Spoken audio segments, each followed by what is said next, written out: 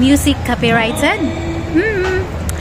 Halika, tapusin mo ang video to dahil ituturo ko sa iyo kung saan tayo kukuha ng music na pagmamay-ari ni Meta na hindi tayo maka-copyright. Okay, let's go guys! Okay, punta lang tayo sa Chrome, search natin sa URL.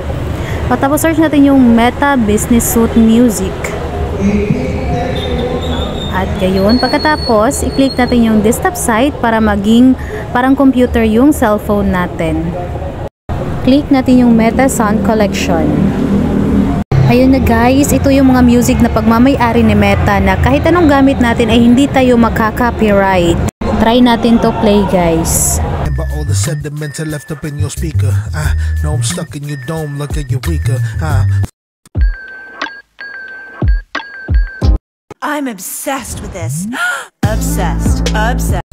Okay, so ngayon dito guys, tuturuan ko kayo paano i-download ang music na to para ma-direct sa device ninyo. Ganito lang gawin niyo.